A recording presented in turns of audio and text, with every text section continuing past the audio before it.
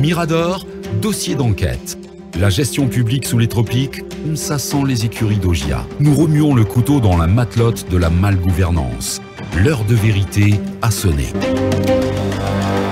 Notre dossier d'enquête du jour consacré à Ali Sadi et Ibrahim Taher, sanctionnés depuis le 4 mars 2022 pour financement du terrorisme et complicité par le Trésor américain à travers l'Office de contrôle des actifs étrangers, Ali Sadi et Ibrahim Fadlallah Taher, puisque ces deux qu'il s'agit avaient été automatiquement placés sous contrôle judiciaire, respectivement les 10 et 11 mars, et tous inculpés de blanchiment de capitaux, financement du terrorisme et complicité par la justice guinéenne. Même la même justice guinéenne qui vient de démentir l'administration américaine en statuant, nous citons, ni avoir lieu à suivre davantage contre Ali Sadi et Ibrahim Taher, des chefs de blanchiment de capitaux, de financement du terrorisme et de complicité à Koumba Diallo. Rapidement, en mars dernier, plus précisément le 4 mars, le Trésor américain, à travers son sous-service OFAC, a décidé de placer M.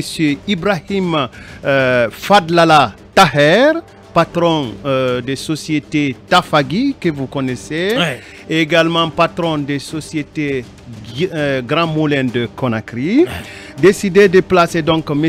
Ibrahim Fadlallah Taher et M. Ali Sadi de Sonit Pêche sur la liste des bailleurs de fonds de mouvements terroristes appelés Hezbollah. Bien. Alors, automatiquement, disons, pourquoi d'ailleurs? Pourquoi ce placement-là? Parce que les autorités américaines considèrent qu'en 2013, M. Ali Sadi et M. Ibrahim Fadlallah Taher auraient été des bons contacts auprès de Kassim Tajidine, qui est identifié comme étant un bailleur de fonds important du mouvement terroriste Hezbollah. Donc, en 2013, ces deux-là ont permis à un accès illimité à l'administration guinéenne, à Kassim Tajidine, qui a construit le grand marché des Bonfils que vous voyez là au bord de la route. Donc celui-ci sera capturé, disons, au Maroc alors qu'il était en provenance de Conakry en 2017. Et celui-ci acceptera de coopérer avec la justice américaine tout en payant évidemment une somme estimée par certaines de nos sources à 50 millions de dollars pour un arrangement. Et il aurait filé des informations assez précieuses à l'administration américaine. Alors, comme je le disais, en mars 2022, Ali Sadi et Ibrahim Taher sont désormais placés sous sanction du Trésor américain pour avoir été dénoncés comme étant des bailleurs de fonds du mouvement Hezbollah. Automatiquement, le 7 mars, le parquet général que vous connaissez près la cour d'appel de Conakry a instruit au procureur territorialement compétent d'ouvrir une information judiciaire contre les nommés Ali Taher et Ali Sadi et Ibrahim Fadlallah Taher. S'en suivra le placement sous contrôle judiciaire et la saisie conservatoire de leurs biens, et puis une interdiction des sorties du territoire national guinéen. Donc, mais le 4 juillet dernier, le parquet territorialement compétent, curieusement, signait une réquisition, si vous voulez, aux fins de non-lieu. Une réquisition aux fins de non-lieu.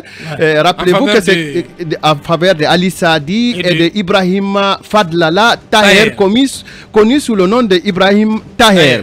Alors, le 7 juillet dernier, donc la justice guinéenne, à travers le tribunal de première instance de Kaloum, décidera de procéder à la signature d'un non-lieu, ordonnera qu'il n'y a plus lieu de continuer les poursuites pour blanchiment de capitaux, financement de terrorisme et de complicité contre Ali Sadi et Ibrahim Taher. Décidera d'ailleurs que les inculpés récupèrent leur passeport immédiatement parce que les passeports avaient été saisis. Mais malheureusement, l'agent judiciaire de l'État qui s'était porté partie civile dans ce procès a décidé à travers son conseil d'interjeter appel le 13 juillet. Donc probablement la procédure va continuer. Ce qui est curieux, Aboubakar, pour finir sur la question, c'est que désormais la justice guinéenne s'est dit plus compétente que les services américains. Est-ce un nouveau bras de fer avec les États-Unis d'Amérique qui souffrent davantage? Est-ce que le Trésor américain se permettrait de sortir des informations totalement fausses sur des citoyens guinéens et libanais? Est-ce que, d'ailleurs, certains services estiment que ces deux-là, Ali Sadi et Ibrahim Taher, bénéficient largement de la protection de l'administration guinéenne d'aujourd'hui. Bien, très rapidement, on vient de suivre ce dossier d'enquête de Akouma Diallo, Talibé. Oui, on se rappelle que lorsque cette affaire a été ébruitée par la presse étrangère dans un premier temps, c'est le procureur Charles White, à l'époque procureur général, qui avait instruit le tribunal de Kaloum de procéder à un certain nombre, de prendre un certain nombre de mesures, dont la saisie de leur passeport et même, en tout cas, la saisie de leurs différents biens. Dans le sillage, justement, de cette enquête déclenchée par les autorités américaines. Donc, si aujourd'hui, pratiquement, la justice estime qu'il n'y a absolument rien à leur reprocher de tous les faits de blanchiment, de financement de terrorisme et de complicité, et qu'ils sont blancs comme neige, moi je pense que l'agence judiciaire de l'État a bien, et par ailleurs, ça permet quand même peut-être de changer le cours des choses, ou en tout cas de creuser davantage dans ce dossier pour que on soit suffisamment situé. Donc nous on encourage que la procédure se poursuive et que l'on en chasse davantage. Bien.